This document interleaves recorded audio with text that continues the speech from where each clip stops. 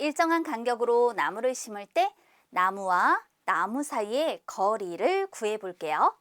가로수는 도로변에 줄지어 심은 나무로 사람들에게 아름다운 풍치를 주어 마음을 즐겁게 하고, 공해와 매연을 빨아들여 도시의 공기를 맑게 해줍니다. 어느 도로의 한쪽에 같은 간격으로 57그루의 나무를 심어 쾌적한 도시 환경을 조성하려고 합니다. 길이가 3.36km인 도로에 처음과 끝에 모두 나무를 심었다면 나무와 나무 사이의 거리는 몇 킬로미터일까요? 단 나무의 두께는 생각하지 않습니다. 여기서 중요한 것을 한번 살펴보면요. 도로의 한쪽 그리고 같은 간격으로 57그루의 나무 이걸 심었고, 자, 이때 길이가 3.36km인 도로에 처음과 끝에 모두 심는다. 이런 것들이 중요한 말이 되는 거예요.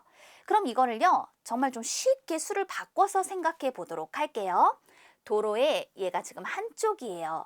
그런데 그 도로의 길이가 예를 들어서 8km인 거예요.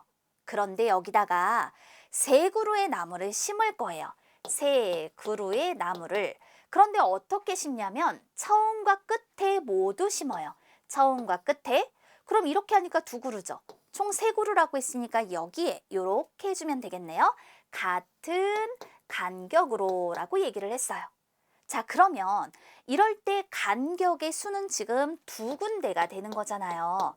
그래서 우리가 이렇게 요 나무의 수에서 1만큼을 뺀 것이 간격의 수가 된다라고 얘기를 해볼 수 있는 거예요. 자, 그러면 두 나무 사이의 거리를 한 구간으로 할 때 도로의 구간의 수 구하기, 여기서 바로 요 간격의 수를 구한다라고 생각해 주면 되는 거죠. 그러므로 구간의 수는 방금 우리가 확인한 것처럼 나무의 수에서 1만큼을 뺀 것으로, 그러니까 57에서 1을 뺐더니 56, 이렇게 도로의 구간의 수를 구해볼 수 있습니다. 그렇다면 나무와 나무 사이의 거리를 구한다, 즉 여기서 말하는 요 값을 구한다라고 했을 때는 8, 길이를 구간의 수로 나눠주면 되는 것이니까, 이럴 때 나무와 나무 사이의 거리를 구하려고 한다면 도로의 길이 3.36km, 이것을 구간의 수 56으로 나눠주면 되는 거예요. 3.36을 56으로 나누어 봅시다. 자연수의 셈처럼 계산합니다. 그럼 6, 6에 36, 5, 6, 30 나누어 떨어지는군요. 몫에 소수점 찍어요. 이렇게 비어있는 부분은 0을 써주면 되는 거예요. 따라서 이렇게 0.06이라는 값이 나오게 되네요. 0.06km로 나무와 나무 사이의 거리를 구할 수 있습니다. 중요한 건 구간의 수를 구할 때 이건 심은 나무의 수보다 1자금을 알아야 해요. 그리고 나무와 나무 사이의 거리는 도로의 길이를 구간의 수로 나눠서 구할 수 있음을 활용해 줍니다. 문제 하나 더 만나봐요. 도로나 다리에는 사람들이 시야를 확보하기 위하여 가로등을 설치합니다. 길이가 2.7km인 어느 다리의 양쪽에, 한쪽이 아니라 양쪽이라고 했어요. 같은 간격으로 가로등을 모두 38개 설치하였다. 다리의 처음과 끝에도 모두 가로등을 설치하였다면 이 다리에서 가로등과 가로등 사이의 거리는 몇 킬로미터일까? 단 가로등의 두께는 생각하지 않는다. 그렇다면 다리 한쪽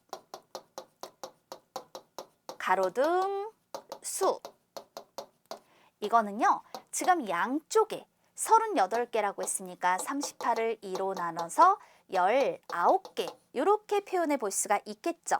그렇다면 이제 다리 한쪽에 가로등과 가로등 사이의 간격의 수, 또는 도로 한쪽에 구간의 수라고 표현해 주어도 좋아요. 도로 한쪽에 구간의 수를 구해보자. 그럼 이건 가로등 수보다 1만큼 작게 표현해 볼 수 있어요.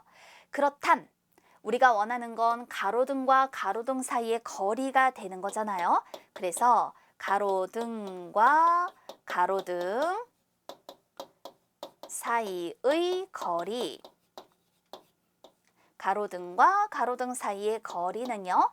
도로 한쪽은 그 길이가 2.7km이고요.